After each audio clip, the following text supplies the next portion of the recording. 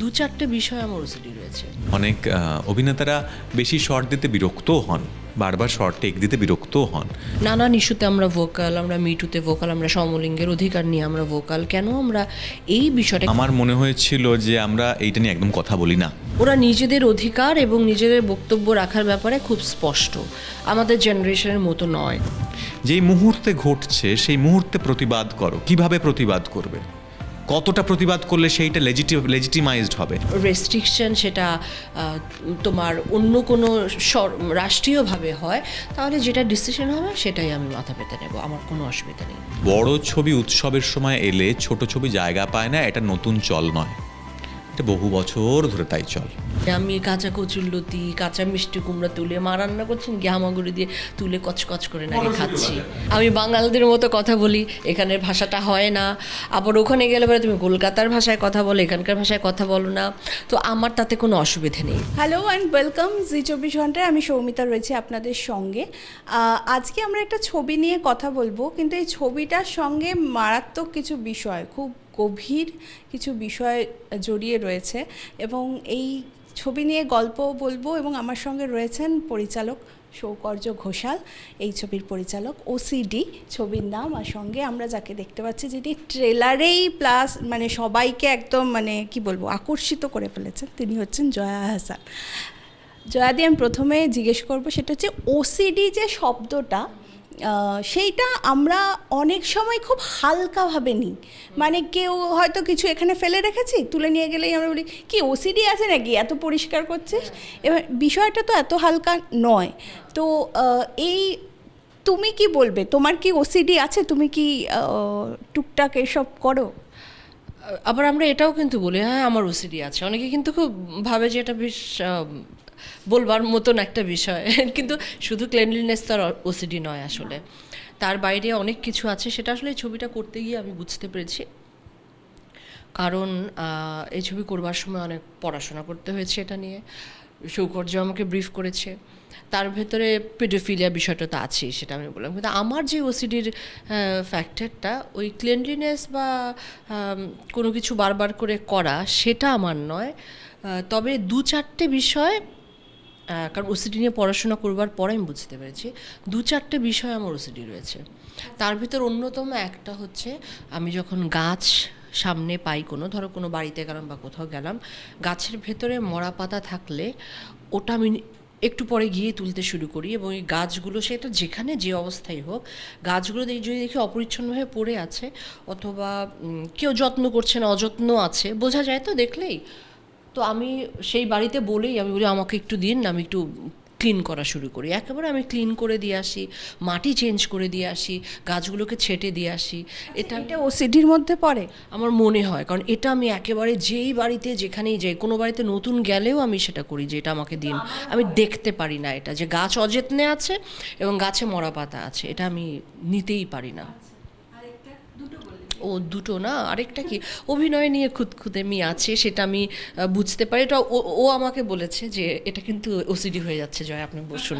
মানে যখন আমি বলি আবার দেবো, আবার আরও একটু ভাবি যে আরও ভালো কিছু টেক হবে হয়তো, সেটাও বোধহয় ওসিডি পরে। সেটা কম বেশি সকল মানে শিল্পীদেরই ওসিডি আছে, তাহলে আমি বলতে হবে। সৌকর্যদা, জয়াদি যেটা বলছে যে শুটিংয়ের মাঝখানে বিভিন্ন খুঁতখুঁতে নিয়ে করেছে, তো তুমি কি বলবে জয়াদিকে নিয়ে, মানে শুটিং চলাকালীন ওসিডিতে কি করেছেন? ওসিড না, জয়া ওসিডি শুধু নয়, জয়া যে কোনো শুটিংয়েই খুবই ইনভলভড থাকে। আর এই চরিত্রটা যেটা ছিল, সেই চরিত্রটা একটা খুবই ইন্টেন্স চরিত্র ছিল, সেটা ইনভলভমেন্টটা প্রচণ্ডই দরকার ছিল। এবং সেটা জয়া ওসিডির ক্ষেত্রে আমি বলবো যে প্রচণ্ডই ইনভলভড হয়ে চরিত্র করেছে, কারণ চরিত্র 4টে শেডস আছে। সেই 4টে শেডের চরিত্রের বিভিন্ন সময় শুটিং করতে হয়েছে শিডিউলের কারণে, তো সেইটা একটা বড় জায়গা। তবে ওসিডির যে অভিনয়ের খুঁতখুঁতানির কথাটা বললো, ওইটা একটা যে কোনো পরিচালকের ক্ষেত্রে একটা পাওয়াও বটে। কারণ অনেক ক্ষেত্রেই আমরা দেখেছি যে অনেক অভিনেতারা বেশি শর্ট দিতে বিরক্তও হন, বারবার শর্ট টেক দিতে বিরক্তও হন। তো বেশি টেক যিনি দিতে চাইছেন, পরিশ্রম যিনি বাড়তি করতে চাইছেন, সেটা পরিচালকদের জন্য একটা বাড়তি পাওয়া তো বটেই। একদম একদমই জয়াদি যে মাপের অভিনেত্রী এবং যত অভিজ্ঞতা রয়েছে তাতে অনেকেই বেশিরভাগ সময় বিরক্ত হয়, দ্যাটস ভেরি মাচ ট্রু।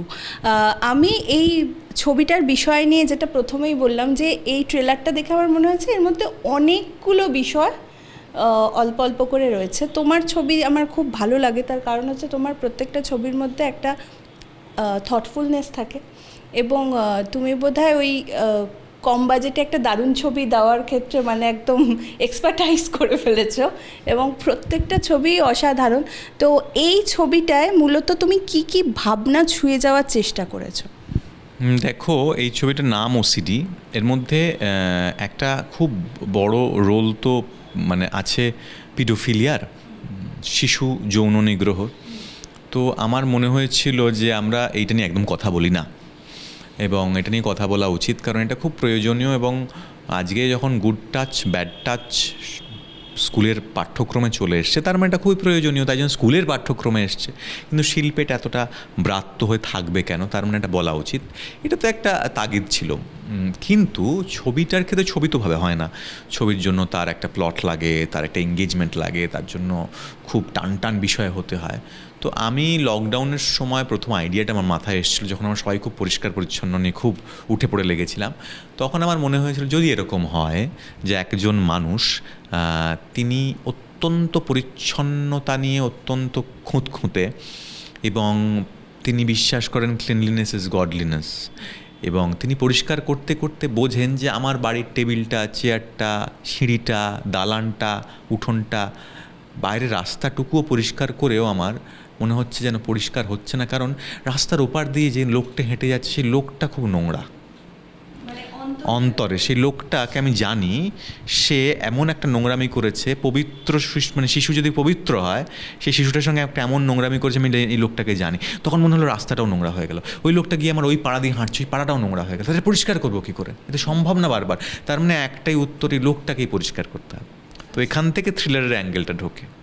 তো সেই জন্য ওসিডি, পিডোফিলিয়া, থ্রিলার, এই ট্রায়াঙ্গেলে আমরা চেষ্টা করেছি একটা খুব জমজমাট একটা কিছু করতে।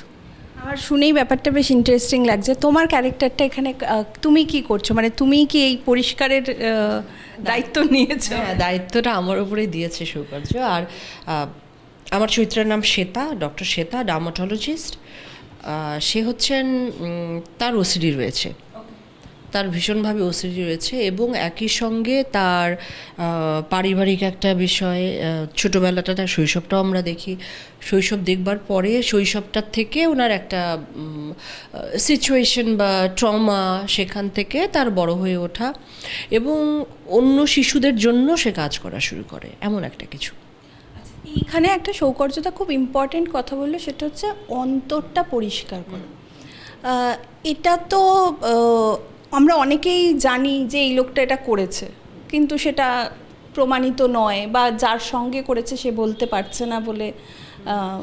এইগুলো যে এই বাচ্চাদের সেখানটায় গুড টাচ ব্যাড টাচ এবং এই ধরনের লোকের থেকে, এটা কতটা ইম্পর্টেন্ট বলে তোমার মনে হয়? এটা তো খুবই গুরুত্বপূর্ণ। এতদিনও হয়ে গেছে, আমাদের কেন একটা ফিল্ম হয়নি?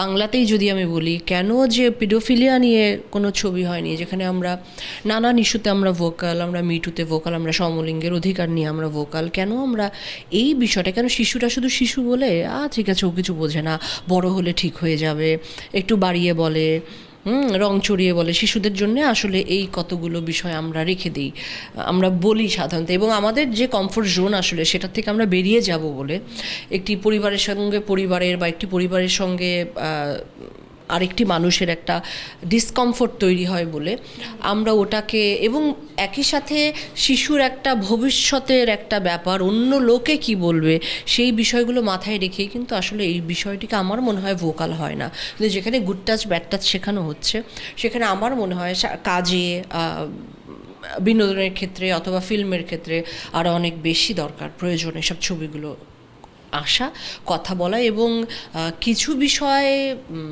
পারিবারিকভাবে এবং স্কুলে, মানে একাডেমিকভাবে এই বিষয়গুলোকে শিক্ষা দেওয়া উচিত। একটা কথা জয়াদি যেটা বললো, সেটা হচ্ছে অনেক সময় পরিবারের, মানে বেশিরভাগ ক্ষেত্রে আমি দেখেছি যে এই ধরনের ঘটনায় বাচ্চারা শিকার হয় কিন্তু পরিবারের মধ্যেই বেশি। এবং আমিও বলতে পারি যে এরকম ঘটনায় কিন্তু আমি অনেককে চিনি জানি যারা এই কথাগুলো স্বীকার করতে চায় না, মানে তারা হয়তো এখন আমাদের বয়সী বা আমাদের থেকেও বড়, কিন্তু তারা স্বীকার করতে চায় না। এই ট্যাবুটা মানে খুব সরানোটা খুব জরুরি। মানে এটা আমি এই সিনেমার হচ্ছে বলে বলছি না, আমি অল টুগেদার বলছি। তোমার কি মনে হয়?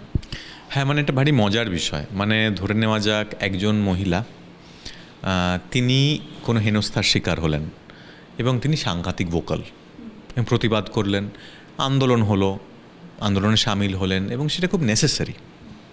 এবং তিনি তার মা, ধরুন মা হলেন বা মা তিনি তখন, তার সন্তানের সঙ্গে এটা হলো, তখন তিনি অদ্ভুতভাবে হাস করছেন বিষয়টা। এটার ওই মূল কারণ এই জন্যই চেনা পরিসরে হয়, বাড়িতে কিংবা বন্ধুবান্ধবের পরিসরে এই জন্যই হয়, কারণ বাইরে তো বাচ্চারা প্রোটেক্টেড থাকে, অনেক বেশি ভিজিল্যান্ট থাকি আমরা বাইরের ক্ষেত্রে।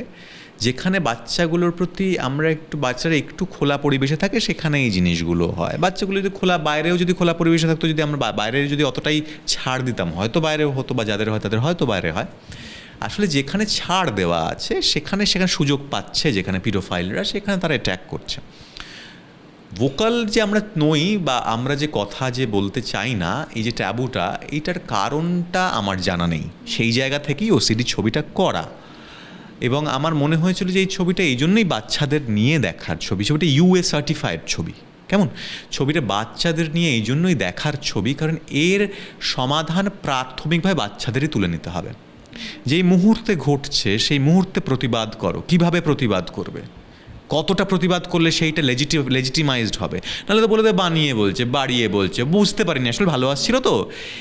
গুড টাচ ব্যাড টাচ যদি স্কুলে পড়ানো হয় সরকারি সিদ্ধান্তে, তার মানে রাষ্ট্র এই দায়িত্ব দিচ্ছে এবার বাচ্চাদের বুঝে নেওয়ার, তোমরা বোঝো।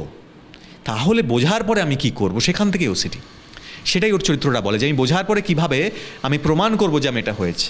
তো প্রাথমিকভাবে বাচ্চাদেরও বুঝে নিতে হবে এবং মা বাবাদের বুঝতে হবে তার প্রতিবাদটা, তাৎক্ষণিক ওই সময়ের প্রতিবাদটা কেন নেসেসারি। সেই জন্য এই ছবিটা বাড়ির বড়দের এবং ছোটদের একসঙ্গে দেখতে হবে।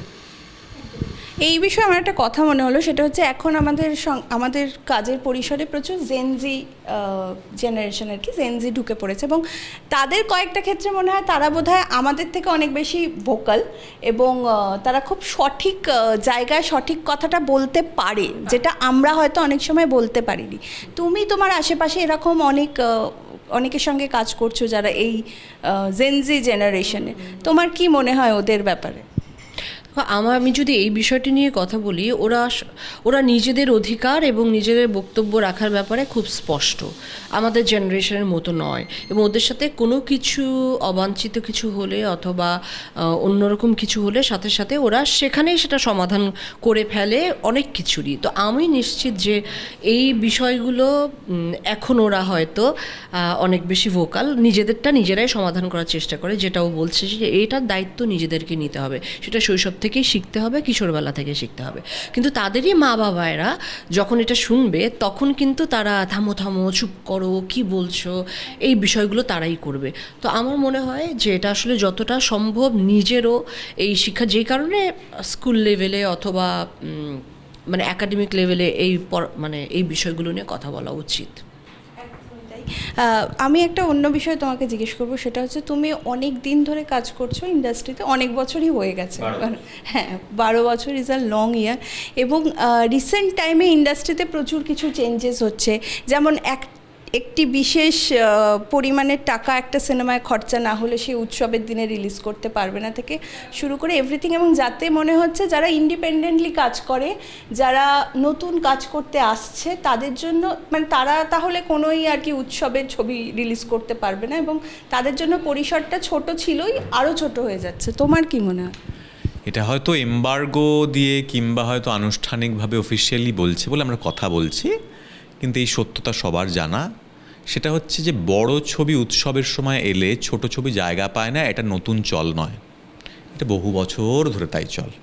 আমাদের এখানে স্ক্রিন সংখ্যা কম, যখন বড় ছবি রিলিজ হয়, আগেও হতো, আজ 2 বছর আগে, 5 বছর আগে, 6 বছর আগে যখন বড় ছবি রিলিজ হতো, ছোট ছবি জায়গা পেত না। আগে হয়তো রিলিজ গায়ের জোরে করতে পারতো, তাতে শো টাইমিং বাজে পেতো, তাতে ছবিটার কী লাভ হতো? ছবিটা কি লাভ হতো, এটা ইট ওয়াজ দেয়ার, এটা নতুন কিছু নয়। এটা এখন এমবার্গো দিয়ে একটা আনুষ্ঠানিকভাবে বলা হচ্ছে বলে মনে হচ্ছে নতুন, কিন্তু বড় ছবি উৎসবের সময়, আমাকে বলুন তো কোন ছোট ছবি উৎসবের সময় রিলিজ করছে মনে পড়ছে আপনার শেষ 10 বছরে, যেখানে জায়গা করে দিয়েছে প্রাইম টাইমে? কোনোদিনও হয়নি। এটা বরাবরের চলছে। জয়াদি, তোমাকে একটা প্রশ্ন, সেটাও একটু এই সিনেমার বাইরে। সেটা হচ্ছে, আমাদের আগে একটা সাক্ষাৎকার হয়েছিল, সেখানে তুমি আমায় বলেছিলে এই কথাটা যে ভারত বাংলাদেশের মধ্যে যাই সম্পর্ক কূটনৈতিক রাজনৈতিক চলুক না কেন, কখনো তোমার কলকাতায় কাজ করতে গিয়ে বা বাংলাদেশে কাজ করতে গিয়ে মানে কখনো এগুলো ফিল হয় না। সেইটা তুমি আমাকে আগেই বলেছিলে। আমি রিসেন্ট টাইমে এক জায়গায় দেখছিলাম যে কিছু লোকজন দাবি তুলছেন যে বাংলাদেশের শিল্পীরা এখানে যাতে কাজ করতে না পারেন। তুমি তো মানে আমার তো মনে হয় তুমি কলকাতারই হয়ে গেছো, মানে যতটা তুমি কলকাতায় থাকো, কাজ করো এবং আমাদের সঙ্গে মেলামেশা, তোমার খারাপ লাগে না এই বিষয়গুলো? আমার খারাপ লাগে, কিন্তু খারাপ লাগলেও সেটা আমি খুব আমলে নিই না। আমি খুব কনফিডেন্ট আমার বাংলার দর্শকের প্রতি, আমার ফ্রেটার্নিটির প্রতি। আমরা তো শুধু আসলে কাজটাই করি। আমি এর বাইরে আসলে আরেকটি দেশের মানুষ হয়ে আমি কোনো অন্য এমন কিছুতে আমি জড়াই না যেখানে আমাকে নিয়ে তাদের কোনো বিরোধিতা থাকবে। কিন্তু একই সঙ্গে একটু যদি খেয়াল করে দেখো, বাংলাদেশে এই এখন যেই একটু অস্থিরতা চলছে, এই সময়ের ভেতরে কিন্তু আমাদের এখানকার যেই শিল্পীরা আছেন তারা গিয়ে ওখানে কাজ করছেন, এখনও শুটিং চলছে, এই মুহূর্তেও শুটিং চলছে। তো এগুলো নানান রকম বক্তব্য থাকবে, নানান কিছু থাকবে, কিন্তু আমাকে যতদিন দর্শক জায়গা দেবে, কোল দেবে, তোমরা ভালোবাসবে, আমি শুধু কাজটুকুই করে যেতে চাই। এর বাইরে আমার কোনো উদ্দেশ্য নেই। আমার দেশের প্রতি ভালোবাসার জায়গা থেকে, সেখান থেকে এবং ভারতবর্ষের প্রতি আমার সম্মানের জায়গা থেকে আমি একজন অভিনেতা, একই সংস্কৃতি, একই ভ্যালুজ, একই রকমের আদল, সব কিছু আমরা শেয়ার করি। সেই জায়গা থেকে আমি মনে করি যে বাংলার হয়ে কাজ করি, যেহেতু বাংলার হয়ে কাজ করতে চাই, এটা আমি বলি সবসময়, সেটার জন্য আমি করে যেতে পারি এবং করতে পারলে আমার ভালো লাগবে। বাকিটা যদি কোনো রেস্ট্রিকশন সেটা তোমার অন্য কোনো রাষ্ট্রীয়ভাবে হয়, তাহলে যেটা ডিসিশন হবে সেটাই আমি মাথা পেতে নেব, আমার কোনো অসুবিধা নেই। সম্প্রতি আমি তোমার একটা ইন্টারভিউ দেখছিলাম, যেখানে যিনি ইন্টারভিউ নিচ্ছেন বাংলাদেশের, তিনি বলছেন যে তোমার কথা বলার স্টাইল এপার বাংলার মতন হয়ে গেছে। তোমার তো তাহলে উভয় সংকট, মানে কেউ কেউ এখানে বলে তোমার বলে আমি বাঙালিদের মতো কথা বলি, এখানের ভাষাটা হয় না, আবার ওখানে গেলে বলে তুমি কলকাতার ভাষায় কথা বলো, এখানকার ভাষায় কথা বলো না। তো আমার তাতে কোনো অসুবিধে নেই। আমি এই দেশে এখানে 12 বছর ধরে কাজ করছি। আমার ভাষা যদি এখানকার মতো হয়ে যায়, সেটা তো বাংলাই বলি, আর পরিষ্কার বাংলাই বলি। আমি তো আসলে সেই বাংলিশ কথাটা অতটা বলি না, তো সেটা না বললেই হলো, স্পষ্ট বাংলাতে কথা বলছি, সেটা দু জায়গাতেই, আমার কোনো অসুবিধা নেই। যেটাই বলুক, যেখানেই বলুক, বাংলাতে কথা বলি, বাংলার জন্য কাজ করি। আরেকটা বিষয় আমি জানতে চাইবো, কিছুদিন আগে তোমার একটা ভিডিও ভাইরাল হয় যেখানে দেখা যায় তুমি সব কাঁচা কাঁচা সবজি খাচ্ছ। এটা কি করে হাউ ইজ ইট পসিবল? কেন বলো তো, তুমি কাঁচা কিছু খেতে পারো? একদম না। না, শশাটাই শুধু তাহলে অনেক কিছু কাঁচা খাওয়া যায় না। ওখানে শিম ছিল, ওই শিমটা খেতে ভালো এবং টাটকা, যে কোনো কিছু, এক ধরনের একটু কামরাঙা শিম বলে, ওটা আমার কাছে প্রথম হলো। আর ওই করলাটা যে কোনো কিছু তেতো, আর আমি মাত্র ফ্রেশলি পেকড ছিল সেটা, তো ওটা দিয়ে ওই আমাদের আদিবাসীরা ওই ভর্তাটা খায়, যে লঙ্কা ভর্তা, ওটা দিয়ে খেতে সত্যি অসাধারণ লাগে। আমি তো সবাইকে রিকমেন্ড করবো যে এরকম করে খেয়ে দেখবেন। আমি রেসিপি পাঠিয়ে দিতে পারি ওই ভর্তাটার। কাঁচা করলার রস খেতেন রবীন্দ্রনাথ, নাকি কাঁচা করলার রস খেতেন? তাহলে দেখুন, কাঁচা করলার রস তো অনেকেই খায়, যাদের ডায়াবেটিস আছে, অনেক কিছুই খায়, হলুদের রস খাচ্ছি, সব কিছু খাচ্ছি, ওটা কেন খেতে পারো? আমি তো করলা স্যালাডও খাই, মানে করলা কেটে একটু মাইক্রোওয়েভের ভেতরে ঢুকিয়ে দিলে ওর অন্যরকমের স্যালাড হয়ে বেরোয়, তো ওটাও আমি খেতে পারি। আর সবচেয়ে মজার বিষয় হচ্ছে, আমার মা একটা কথা বলতেন, মানে আমার না কাঁচা সবজির উপরে এক ধরনের আকর্ষণ রয়েছে, সেটা নাকি ছোটোবেলা থেকে। মা যখন ছোটোবেলায় রান্না করতেন, মা হয়তো কুটনো করছেন, আমাকে পাশে বসিয়ে রেখেছেন, এরকম করে মাটির উপর বসিয়ে দিতেন। তা আমি বেশ ভোম্বল ছিলাম, ওভারওয়েট ছিলাম, মানে আমাকে 6 মাস বয়সী বাচ্চাকে মনে হতো 2.5 বছর বয়স। ছবি দেখে কেউ বিশ্বাসই করবে না যে এটা 6 মাসের বাচ্চা। তো মা দেখতো যে কাঁচা কচুরলতি সবজি ওখানে রেখে দিয়েছি সবগুলো, আমি নাকি, মা দেখতে পাচ্ছি আমি নাকি কাঁচা কচুরলতি তুলে কাঁচা কচুরলতি খেয়ে ফেলছি অনেকখানি। মা তো না, চুলকোতো না আমার, নাকি আমার কোনো রিপারকেশন নেই, কিছু নেই। মা তো চিৎকার করছে, এই মেয়ে কাঁচা কচুরলতি খেয়ে নিচ্ছে, আমার নাকি কিছু হয় না। তো মা জানে যে আমি কাঁচা কচুরলতি, কাঁচা মিষ্টি কুমড়া তুলে মা রান্না করছেন কি হামাগুড়ি দিয়ে তুলে কচকচ করে নাকি খাচ্ছি। মটরশুঁটি আমি খাই, ওটা তো খাওয়াই যায়। তা আমি এরকম করে খেয়ে নিতাম। তো যার কাঁচা কচুরলতি খেয়ে অভ্যেস তার কি করলাতে কিছু হবে মনে হয় না। লঙ্কার ভর্তা দিয়ে কাঁচা করলা একদিন যদি নিয়ে আসে নায়িকা খাবে? খারাপ লাগবে না, মানে ভাল লাগবে, মানে মানে ইন্টারেস্টিং, মানে কম্বিনেশনটা তেঁতো আর ঝাল ভাল লাগবে। খুব ভালো, আমি আপনাকে দায়িত্ব নেব, তোমারও ভালো লাগবে, এটা কিছু না। একটু ভাপিয়ে দেবো হালকা করে, আপনি ট্রাই করে দেখবেন। হ্যাঁ, তারপর সেটা কন্টিনেন্টাল ডিশ হয়ে যাবে। আমরা তাহলে আবার ট্রাই করব হানি দিয়ে, এটা হলো সৌকর্যের ইনপুট। ও বাবা, আমার শুনে একদম ভালো লাগছে না, জানি না জয়াদি যখন বলছে খেতে ভালোই হবে। আমি দায়িত্ব নিয়ে বলছি, যে কোনো সবজি, বরবটি, আরে তুমি পাপায়া সালাদ খাও না? আচ্ছা, তাহলে পাপায়া সালাদে কি দেয়? কাঁচা বরবটি দিচ্ছে, বাদাম থেতে করে দিচ্ছে, কাঁচা পেঁপে দিচ্ছে, তো ওটার মধ্যে একটু স্পাইসেস দিচ্ছে, এটাই তো দারুণ লাগে খেতে। কাঁচা কচুরলতিটা বাড়াবাড়ি হয়ে যাচ্ছে। ওটা ছোটোবেলায় খেয়েছি, এখন হয়তো আর ওটা সাহস করবো না, এখন তো ঝগড়া টগড়া করি তো গলা চুলকোবে, তখন ইনোসেন্ট ছিলাম, ঝগড়া করতাম না, খেয়ে নিতে পেরেছি। হ্যাঁ, তো এটা খেয়ে নিতে বোধহয় এরকম করবো। তাহলে কি এটাই তোমার ফিটনেসের আসল রহস্য? না না না, ধুর, কিসের ফিটনেস আসলে। তোমাকে তো সেই আবর্ত থেকে আমি এখানে সামনাসামনি দেখছি, তোমাকে তো একই লাগে দেখতে।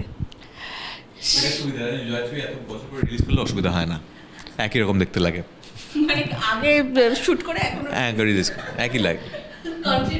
না না, এটার রহস্য কি আমি জানি। এটা আমি কি করে বলবো, আমি কাঁচা খাও বলে? না না না, আমি মন ভরে খাই। এবং একটা জিনিস আমি যেটা খাই, যে পারিবারিকভাবে, ধরো অনেকে খুব ইংলিশ ফুড বা কন্টিনেন্টাল ভালোবাসে, একটু ব্রোকলি এটা সেটা করে একটু সেদ্ধ করে, মানে হয় না যে এখন একটু হেলদি খাবার চেষ্টা করে, এগুলোর চেয়ে আমি বেশি দেখেছি আমি যখন ভাত খাই এবং আমাকে স্যুট করে, আমাদের নানি দাদিরা যে রান্নাগুলো করতো না আগে, একেবারে নতুন, একেবারে বাংলা স্টাইলের যেই রান্না, সেটা খেলে আমি ভালো থাকি। এবং আমার মনে হয় আমাদের শরীরও সেভাবে, আমরা এখানকার জলবায়ু আবহাওয়ায় বড় হয়েছি, তো এখানকার খাবারগুলোই আমাদের জন্য বেটার। সকালবেলা রুটি ভাজি অথবা একেবারে ভাত তরকারি যেমন করে সম্ভার দিয়ে রান্না করা হয়, সেগুলোই একটু স্পাইসেস কম দিয়ে সেগুলো খেলে আমি দেখেছি আমার বেটার হয়।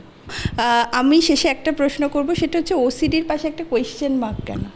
তার কারণটা হচ্ছে এই যে ওর চরিত্রটা, সে তার মনে হয়, তার এই প্রশ্নটা জাগে, যে বললাম যে রাস্তা দিয়ে যে লোকটা হেঁটে গেলে সেই লোকটা অন্তরটা নোংরা, তাহলে কি রাস্তাটা নোংরা হয়ে গেল? তখনও প্রশ্ন জাগে, আমার এটা কি ওসিডি, এটা কি আমার ওসিডি? এই কোয়েস্টটা ক্যারেক্টারটা আছে গোটা ছবি জুড়ে, যে আপনার ওসিডি আছে কি নেই, আমার ওসিডি আছে কি নেই, কোনটা ওসিডি, কতটা হলে ওসিডি, এই সবটা নিয়ে ছবিটা বলেই শেষ প্রশ্ন চিহ্নটা রয়েছে। আর জয়াদি, তোমার সঙ্গে শেষ করব, যারা ছবিটা দেখেনি এখনো বা দেখবে আর কি, তাদের কি বলবো? আমি বলবো পরিবারের সকলকে নিয়ে ছবিটা দেখুন। এই সাবজেক্ট দুটোকে কম্বাইন করে কোনো ফিল্ম এখন পর্যন্ত বাংলাতে হয়নি, এবং খুব জরুরি এই বিষয়ে ভোকাল হওয়া উচিত। পিডোফিলিয়া এবং ওসিডি, কিন্তু তাই বলে ভাববেন না যে বাচ্চারা ছবিটা দেখতে পারবে না। বাচ্চাদের হয়ে কিন্তু বড়দের বলবার মতন একটি গল্প, একই সঙ্গে বাড়ির বাচ্চাদেরকে এবং বড়রা যারা রয়েছেন তাদের সকলে মিলে আপনারা ছবিটি দেখুন, সকলের দেখবার মতো ছবি, বাচ্চাদের বড় হয়ে ওঠার ছবি। আমরা চাই আমাদের শিশুরা বড় হয়ে উঠুক, ওসিডি বাচ্চাদের বড় হয়ে ওঠার ছবি, তাই বাচ্চাদের বড়রা নিয়ে এসে দেখবেন। 6 তারিখ সিনেমা হল। থ্যাংক ইউ দুজনকেই, অনেক অনেক ধন্যবাদ।